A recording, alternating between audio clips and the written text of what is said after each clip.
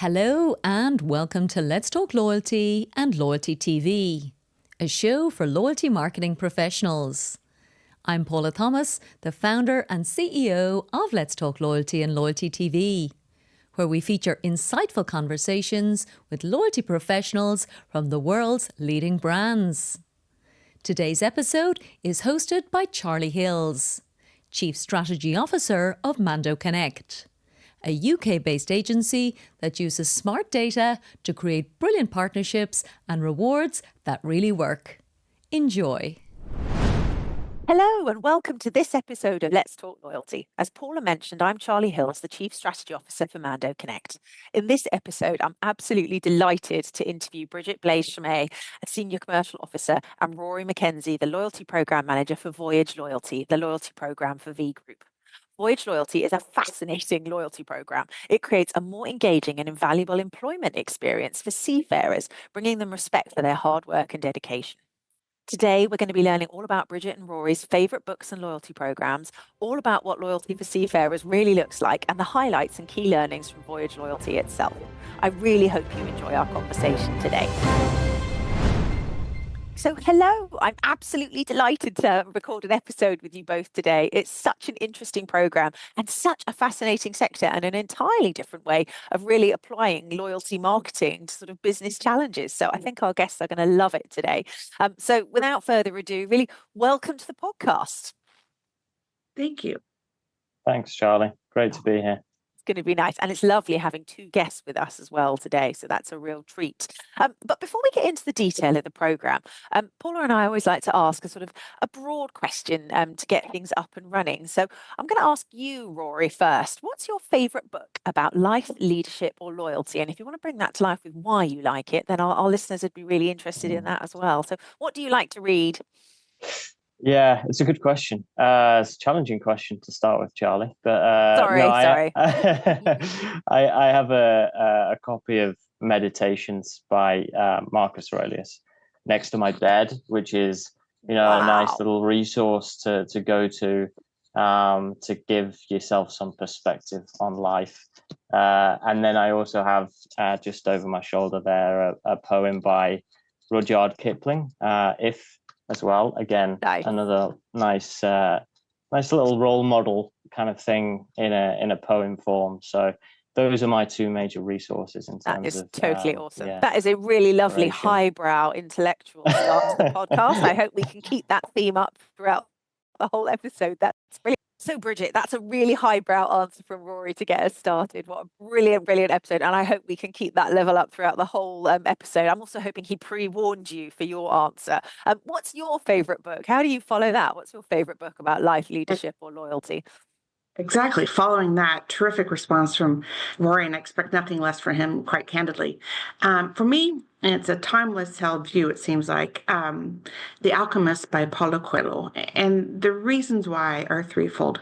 One, in life, it's about the journey, not so much the destination. And as I think about that, as we apply it to loyalty, there's so much about the experiences you have as you are pursuing the outcomes you desire by joining a loyalty program. It's those, individual experience along the way that really, really resonate with the customer.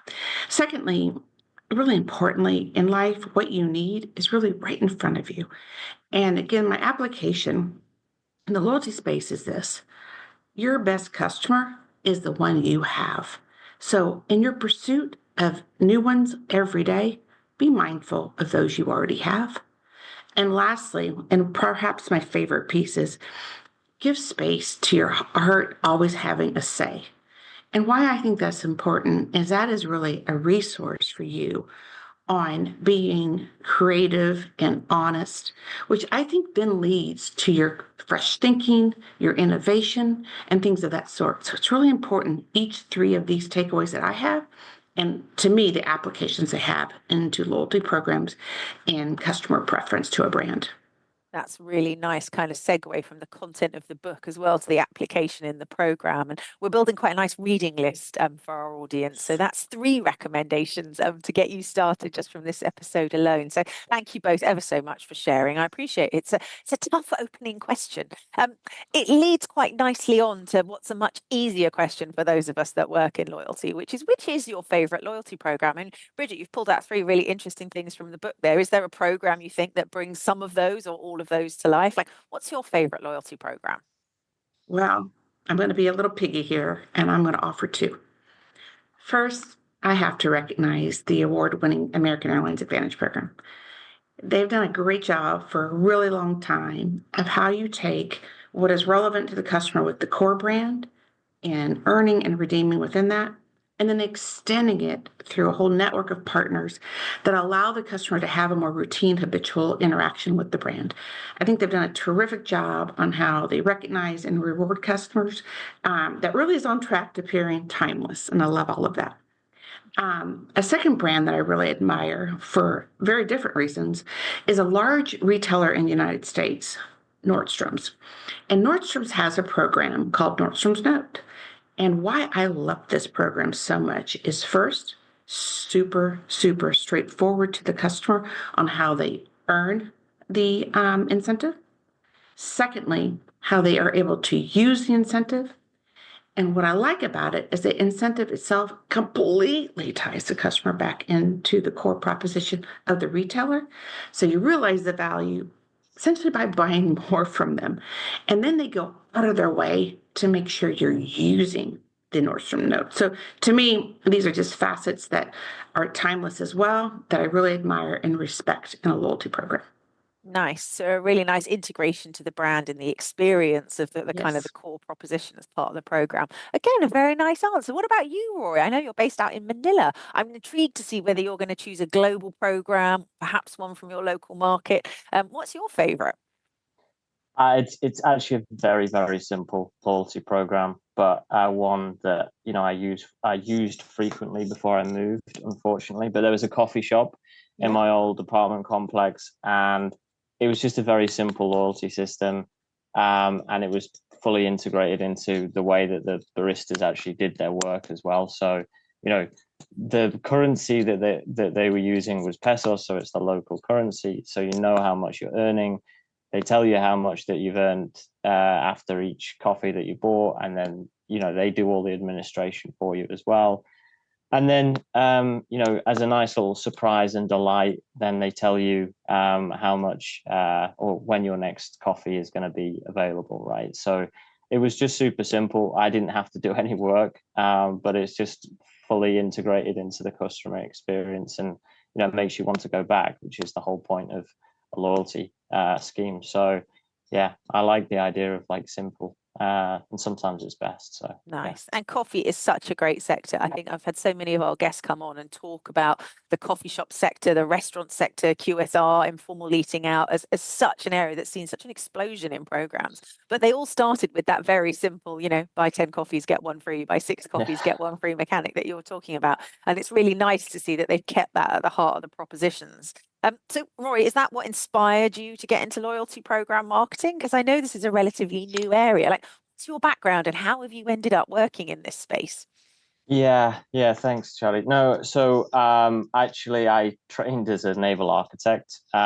So So a and I natural lead into loyalty marketing. yeah, totally related. Yeah, no, I joined V Group, our overall company, V Group, as a global graduate, and I went around the world with V Group and worked in lots of different roles. And amongst those roles, I got the opportunity to work with seafarers and be exposed to kind of their life, their challenges, their kind of dedication and the work that they do for V. And I ended up going more into the crewing side or the seafarer side of the business than the technical side of the business. And then after a few years of working in various like project management roles, the opportunity for joining Voyage Loyalty came up as the program manager, and it just struck me as a really great opportunity to give something back to the seafarers, make their experience more valuable, and to also achieve quite a lot of the things that we'd been struggling to do as a business in a really innovative and kind of exciting way as well. So it's been great so far. I've really loved it. It's been a completely different job to what I've done so far, and it still ticks some of the boxes of the kind of engineering itches. There's always a problem to solve. We have to look at the data. We have to look into really understanding what the problem statement is, and but then there's other things that you get to do, like you get to be a bit more creative and have some more fun. So yeah, it's been great so far. That's great. As I said when we first talked in our prep calls, one of my favorite things about loyalty program management, people come to it from such interesting and diverse kind of roots and backgrounds. But you are actually the first naval architect trained person I think I've ever met in all my years. And I'm thrilled that we've got one of you into loyalty marketing. Maybe that should be our next question. We add in, as well as favorite book. Yeah, like where have all the careers come from? Now, Bridget, I know you did not come into loyalty marketing through naval architecture. You have a far more sort of classic route in. Would you like to share that with our listeners and our watchers as well? I'm sure they'd be really interested to see, along with the cheeky, segue through to all the other brilliant programs that you've worked on in your brilliant career. Thank you, Charlie. And yet again, I'm following Rory with a terrific answer in his background and his interests. So for me, yes, indeed. I have a very diverse background, but the one that's most germane to the conversation and the question you've asked me is that I had really an amazing opportunity to lead the award-winning travel rewards program for American Airlines, the Advantage program. And what I loved about it was where I saw firsthand how brand can take a very thoughtful, very customer-centered proposition, and doing all the things right, you can really affect and create the desired outcomes, not only for the brand, in this case, American Airlines, but also for the partners as a part of the program, and most importantly, the customers themselves. And what I really enjoyed about it was seeing how, you take that value proposition that you've come up with that matters to the customer, and you've leveraged all the assets you have, notably around data and your organic marketing channels. And then you see how putting that in front of your customer and see how they take it up, and you measure it, that the brand can affect their top line and or reduce the expense by simply providing the customer what they want versus what you have.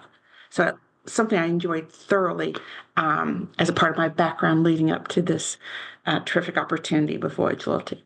Nice. What they want, not what you have. If only more programs took that as a core ethos, wouldn't that be great? I think that's a lovely kind of soundbite. Agreed. So listeners, take that away. What they want, not what you've got, and you just want to throw them and give it to them. What about your program itself? How does that insight apply? And again, it's a very unusual program. So Bridget, please tell us, what's the program called? How does it work? Who's it for? What are the kind of key tenets of it? Well, certainly. So we've branded it Voyage Loyalty, really keeping in line with the industry itself. And the key tenets are this. We came in with a hypothesis that if we can incentivize certain behaviors/outcomes of our seafarer partners, it could lead to a couple of really important outcomes for the company, really in the industry. The first is, retaining seafarers. What may not be well known is that there's a lot of pressure in the industry globally on staffing seafarers. There's increasingly a lot of alternatives to how they can earn a living. That is not out at sea. Sea is a demanding profession, and it's a really important profession for how all of us live our lives. I think it's important for our readers and listeners today that 90% of all that is consumed as us around the globe comes across water. I didn't appreciate that prior to this. And it is our seafarers who go and leave their families for months at a time to make that happen for us. And a lot of things are in play as to why it's been a bit more of a challenge on the staffing. So we're very motivated, both as a company and as an industry, on sorting this out. And so, with that, the more proficient, the more retention, the more proficient the individual is at their job, and just the more reliable operation itself will be at hand. So we branded it Voyage Loyalty, and within that, you can earn the loyalty currency that we've branded Sea Stars, for a variety of either activities or outcomes that we appropriately market to our seafarers so that they are aware of them and can act accordingly to make them happen for themselves. And then, of course, as they earn the currency, they are redeemable for a variety of products that, again, we find through research are relevant to our seafarers. Nice. And what kind of activities are those, Rory? And what kind of things can they actually get? People are always really interested in the kind of the details of the program. So what sort of things do they need to do, and what sort of benefits and rewards can they then claim? Yeah, so it's interesting because we're really lucky that we're building on a platform which is called Shipshore, and it's essentially the ERP platform for V Group. It's how we manage all the vessels, and all of the seafarers have their details in there, and then they have their own app which they can basically manage their careers through. Nice. And so the loyalty platform is within that app as well, so it's easy for them to get to and participate in the program through. But essentially, all of our activities are related to how they interact with us. So are they rejoining on time? Are they completing their kind of professional development training?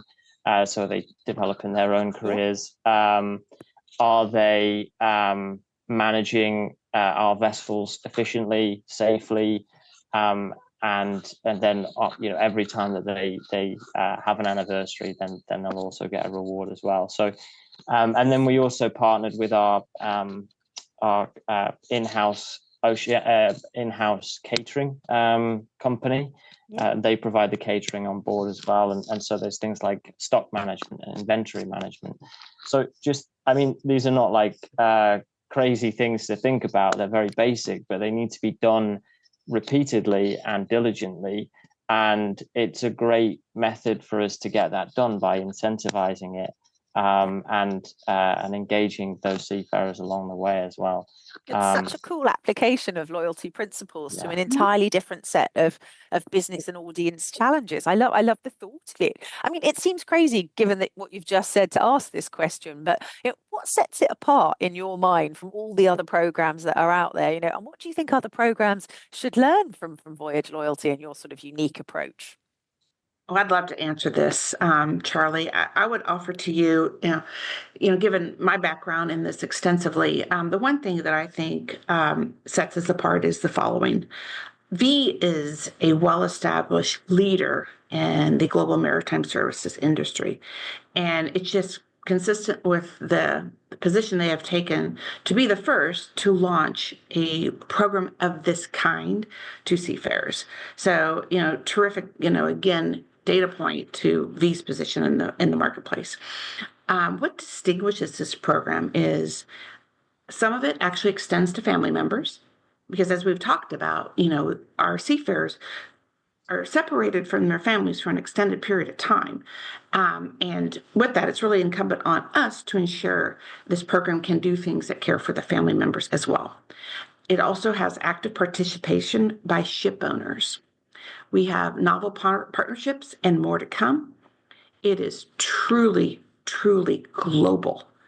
I mean, this is what I love about global maritime. It is across this great planet we call Earth, and and it's CEO supported. So those are the kind of key points of distinction I would offer. Yeah. And Nice. then things that we've learned is, it's really what you can find to be true. If you have a loyalty scheme that's based on travel, you have a consumer, or based on retail, you have a consumer, or QSRs we talked about, or if you even have a B2B scheme, here's an application essentially from a business to an employee or a staff member. And all these principles that you see, I can see so clearly on a B2C, absolutely apply here on business to staff. As long as you create something that's relevant and easy to participate in and easy and straightforward to realize the value, and importantly, create a community, inclusiveness, and a sense of emotional connection, all of these things can happen regardless of the application of B2C, B2B, or business to staff. So that's what I really love to have learned in live action here with this program. Well, it can't have been easy. I'm sure there's been some real sort of highs and lows of developing it, launching it, and then running it. I don't know if you've got any you can share with our listeners, along with any sort of top tips that you think they should take out if they're considering, doing something as wild as taking loyalty marketing and applying it in this way. Yes, certainly. So let me start, and I'll ask Rory to build upon it. The highs have been the overwhelming success of how many eligible seafarers have chosen to participate. I think we're well in excess of over 90% participating in this program and realizing value from this program. We've also seen some very early returns on impacting positively select outcomes and retention. So very pleased on the very high watermarks that we have set. We are seeing that in the data. So very pleased. Great. And on the lows, I think not unique to this at all, Charlie, and I suspect you may have heard it from others you've interviewed. A lot of times you have key enablers that may end up pacing your speed to market, and we're no different. We've got certain constraints within the company where there's more demand than supply, and sometimes we'd like to go faster, and we aren't able to, and then we sort through that by doing other things for the seafarers in the meantime, where they're not subject to those constraints. But that would be the one thing I would point out as kind of sort of below. Yeah, well, I think flexibility is so key, isn't it? And loyalty programs of this nature, especially, I imagine, touch so many parts of the business that it's not as simple as, we'll just do it and make it happen. And what about you, Rory? What would you add to that as your sort of journeys of the highs and lows of since launching the program? Yeah, I mean, it's fair to say the lows haven't been so low because we've been under the kind of guidance and stewardship of Bridget, who's kept things again in perspective and brought such a valuable experience from her career so far. So it's not been too low, but the highs I think have been just seeing the community of seafarers come together in a way that I've never seen whilst I've been at V Group. And we've invested in bringing that community to life through a social media page on Facebook, and it's just fantastic to see how they've been engaging and really taking the bull by the horns. And I think it's just been a lot of fun to see that. And we're going to cut some of those images into the episode, actually. So do keep an eye out for them, everyone, because there are some fantastic shots that seafarers have shared and the program in action as part of it. And it really brings it to life, doesn't it? The kind of the joy of what you're doing. And then you see on their faces, and you're like, wow, there they are. They're really using it. And I think that's one of the trends we've seen actually in the whole industry, actually. That's sort of bringing the program to life and that community and that activation. Bridget, what are the sort of trends have you seen in the loyalty industry that you must be thinking about for this program? What are the big things standing out to you at the moment? So I would like to start with that which I find are more timeless than trends. And that is, you can't cheat the need to always be relevant, be clear, be simple with the value proposition. It's got to be easy to participate, easy to realize the value, and measurement. You need to be wherever the customer wants to consume their content, so omni-channel, and then you can never, ever give up on being emotionally connected to your customers. So that is a foundation for all brands and wanting to be successful, but really to kind of maintain and be relevant and being viable ongoing on trends. A couple that I'm excited about to keep watching are this. First, what I'm finding is there is an unprecedented demand, Charlie, for premium experiences. I mean, just we're in a whole different era in my experiences on what consumers are wanting, demanding, and where the loyalty schemes have to sort themselves out or how they're going to amplify that. How is Yeah. the loyalty scheme a part of that, where the customer seems prepared to pay in cold hard cash? How is the loyalty scheme maintaining its relevance and elevating the brand's proposition to the customers in this whole new era that I find exciting to observe and participate in? And then the second thing we talked about at the outset, why I'm so excited about The Alchemist, about that which is most valued and important to you is right in front of you, that customer that you have today. What about that, a next generation within that customer, that cross generational? How is it that you can take customer you have today and within the family ensure that you're relevant and that you are the top choice for the children and other family members accordingly? So that I'm super excited about as a trend within the space. Nice. So that's kind of the customer piece of it. What I'm also seeing internally and trends, very excited about. First and foremost, seeing that loyalty programs themselves are being elevated within the company in terms of profile and priority. And that to me is just super, super, super exciting. I am pro loyalty program assets. I think they have so much value to endlessly provide to a brand, to partners and customers, and really glad to see this elevation. Secondly, data analytics are only getting better, powered by AI, powered by large language models. And so that really then gives very curious people a set of tools like never before. And what then happens is that the business people are better enabled to market more one-to-one or one-to-many versus what has been kind of a standard for a long time, which is one-to-all. So that I'm super excited about as a trend. And then the third thing that I'm observing is some brands recognize they have to re-platform, and that's no small decision within any company, that you say, okay, what I have today isn't working. It works okay, but it's not reflective of where the trends are going. So I'm seeing brands re-platform really centered around experiences to ensure that while the customer still wants to participate with this brand's core product, they're seeking out more from the brand that's maybe tangential or maybe incongruent to the brand, but they have expectation of the brand to deliver these experiences to them. So, for example, maybe you're a part of a retail program and the customer's like, well, hey, actually, I'm going to throw out the first pitch at a notable baseball game in the United States. And I want to realize that opportunity through my relationship with you. So make it happen. So that, I think, is something I'm excited about to observe and see where it goes. But I do want to put a plug in for something, I haven't seen and ideally we can see is this. We are spoiled rotten by a lot of really tech-centered brands. And in this case, I want to highlight something Netflix says that I love as a consumer of Netflix. Anytime I start something streaming on Netflix, so let's just say I start it on my television, and then I don't finish it, maybe a few days later, I find myself on an airplane. And I have a bit of time. I'm going to get my my iPad out and my tablet, and I'm just going to pick up from where I left off and watch some more. And I still don't finish it. And my next opportunity to do so, maybe I'm in the back of an Uber or a cab. So I pick up my mobile. In each instance, Netflix knows where I left off.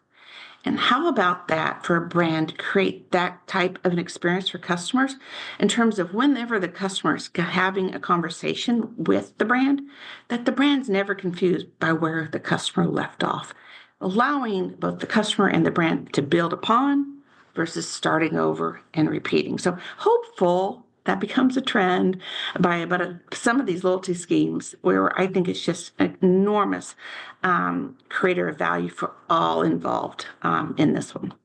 I think that's a really nice bar to set, actually. And it's lovely the way you've taken loyalty marketing, applied it to seafaring. That's actually taking kind of entertainment and comms principles and applying it to loyalty marketing. And I think we all need to think like that, don't we? We all need to look out of our sector and go, what are the best of the best doing in this space, and how do I apply it? It sets the bar ever higher. And I look forward to seeing the representation of that in Voyage Loyalty next year, because I'm sure that's a really easy thing to do. It's a real challenge, isn't it? And yeah, I think we're all facing the opportunities and the challenges of technology. Yeah. As that applies back to your program, and probably a question for you, Rory. We know that Voyage Loyalty is launched. We know it's really key for your company, and it sounds like you're addressing a lot of sort of different business, consumer, and potentially operational challenges as well. How important does the business feel the program is? How's that side of things going? The internal stakeholders, as well as the sort of business and the seafaring and consumer side of things. Yeah, I mean, I think it's a very novel concept for a lot of people. Yep. And I think that has upsides and downsides. We're given definitely a bit of leeway, and definitely everyone thinks it's a great idea and they want it to succeed, right? Yeah. So we have a lot of positive support. I can tell you this is the easiest thing I've ever worked on when I'm trying to convince internal stakeholders to get, Fantastic. to get their backing. So that's great, but of course it does require some explaining. But I think a lot of people do see the big picture, and just adding on to the fact that 90% of our goods come via the sea, and the seafarers are responsible for that. 60% of the cost of running a vessel is the crew themselves, right? And their wages and the benefits that they have.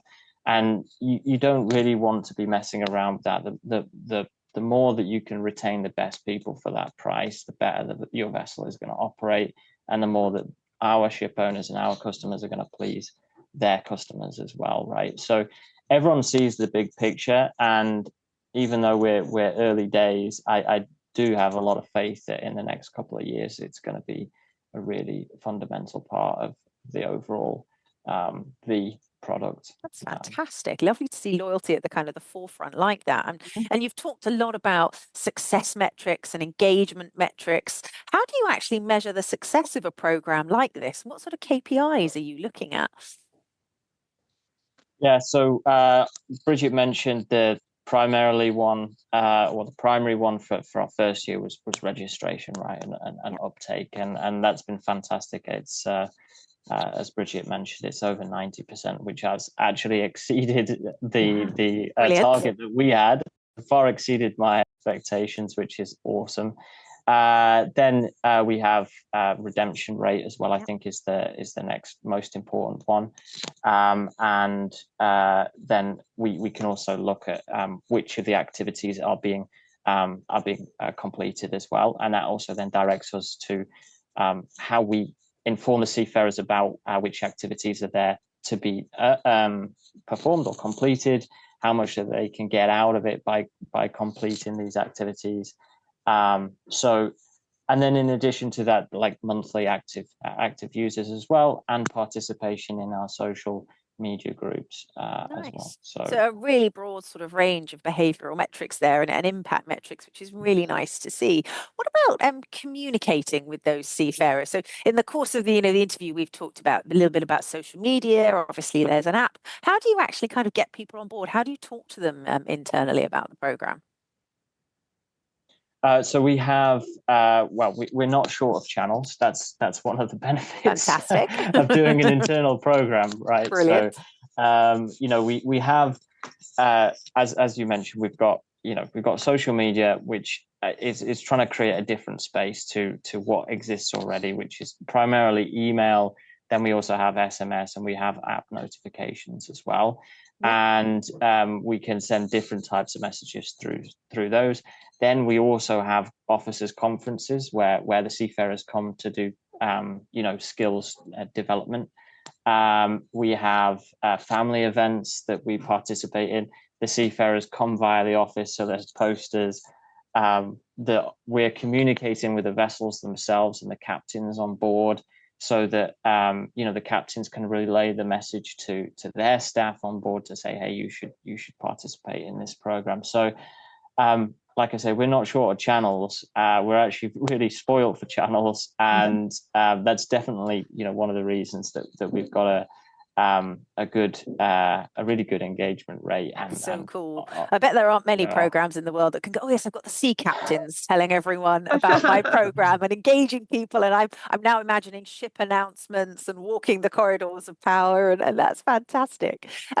What about you, Bridget, when you think about your updates in the loyalty? I'm sure you're not getting those from the sea captains. I'm sure that's more you sharing information with them. But where do you get your updates on the loyalty industry? And what sort of sources do you think our listeners should be looking at, obviously, as well as Loyalty TV and the podcast? What sort of places do you like? So I take a very broad approach on just about anything I invest in to learn. And loyalty programs are no different. And so one thing I want to just say about an admiration I have about American Airlines and what happened in 1981 that I don't know if we really stop and reflect on as much is American created the Advantage program, and then within that, an industry on top of an industry. And then within that became all kinds of players, right? Other companies like hotels and cars and banks all created their own rewards program jobs. And then we saw, journalists and bloggers jobs. We've got technology, consultancies, many, many, many types of sectors themselves got involved in loyalty, including media like Loyalty TV. So because of that, I take a very, very broad approach on how I keep current. So I think about, what are the suppliers out there themselves sharing? So I am a big geek for listening to earnings calls to see how they're calling these things out. So any sort of conferences that they might be participating in. I also look for what are loyalty tech providers saying.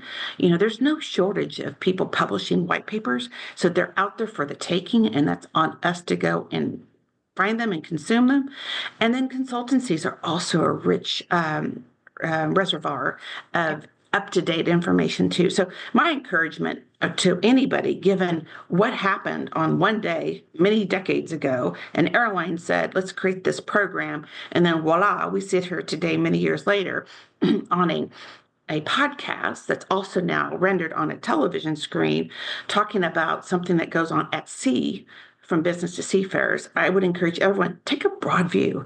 Don't be narrow in your consumption of updates and trends, because there's applications. If this podcast doesn't really underscore this, then we have missed the mark on the application of something that you didn't think was possible. It's absolutely rendering the types of human behavior and outcomes that we had desired through a loyalty scheme. So I would encourage broad consumption of content to keep current. That's fantastic and a really lovely kind of thing. I take very much the same approach, actually. And I think you need to look within loyalty, but you also need to look without loyalty. You need to look at what's happening in marketing and technology and consumer behavior and trends. I think that's so key, because a brilliant idea can come from anywhere. That's Rory, right. Have you seen any particularly brilliant ideas or innovations or anything you particularly admire recently that you think our listeners should go and check out? I'm not sure about that one. I mean, it happens. I can't really put my finger on anything there, Charlie, to be honest with you. It's one of those random things that happens any time of the day, So I probably can't answer that one for you, Charlie. No, that's fine. It's one of those things where you put people on the spot and you're like, oh, can you think of anything? And I can guarantee you, as soon as we start recording, you're going to go like, oh, here's the perfect answer and the thing I could have seen. So no, I think we all share that. Is there anything else at this point that you think we should share with our listeners? Anything particular about the program or your audience or how you run it, or any way you'd like to direct them to go and check it out? Rory, anything to kind of follow up in that space as we move to the close of our recording? Yeah, well, I think just to say, we've now taken this program global. So, I've listened to Let's Talk Loyalty, and you've got so many fantastic brands who are here and speaking and listening. And if there are any of the brands and people who represent those brands who are interested in seafarers as consumers, then we're very open to speaking about potential partnerships or ways that we can advertise your products or services. Fantastic. So if you want the sea captains to be talking about you globally to brilliant global seafarer audiences, do please get in touch. I think that's a lovely call to action to end up on things. And I'm sure people are going to come out of this episode with questions, not the least of which is, wow, how on earth does that program work? Or how on earth, what is a seafarer? How should people get in touch with the pair of you? What's the best way for them to do that? I'll ask Rory the question first and then move on to you, Bridget. Well, you can connect with me on LinkedIn. It's my goal this year to be much better on LinkedIn, so I'm going to be there. So you can connect with me on LinkedIn. And we'll make sure we put your bio in the notes. And how about you, Bridget? Yeah, the same as well. I'm a bit more involved in LinkedIn than Rory, and it's just easy one place to go and find the contact information. But I do want to say one thing about this as we close out. I think given what we as people and how we consume, and that we've all gotten spoiled rotten on sitting on a couch, laptop in hand or mobile device, and hit a couple clicks and something could be at our doorstep in hours, maybe a day or two. It's really enabled by seafarers. So my encouragement is hug a seafarer and say thank you. Find one first through the program and then hug them, I think would be great. Yeah, I think that's lovely advice. I had no idea so much of what we consume has come by ship. So that's absolutely phenomenal. I feel like I've learned a life insight as well as a loyalty insight. And Rory, I am going to go and check out those poems as well, because you've reminded me how much I used to love If. And I'm thinking, oh gosh, if I could have a quote now to end the episode, that would be perfect. But I'm going to have to go and look it up because unfortunately I don't know Rudyard Kipling inside out. So all that's left for me to say is thank you both so much and congratulations on applying loyalty marketing to such an interesting sector. And thank you so much for sharing with all our listeners all about Voyage Loyalty. It's been a really, really fascinating episode. So I think that's all that's left is for me to say goodbye and thank you from Let's Talk Loyalty and Loyalty TV. Thank you. And thanks on our end too. Yeah, it's been a pleasure. Thank you.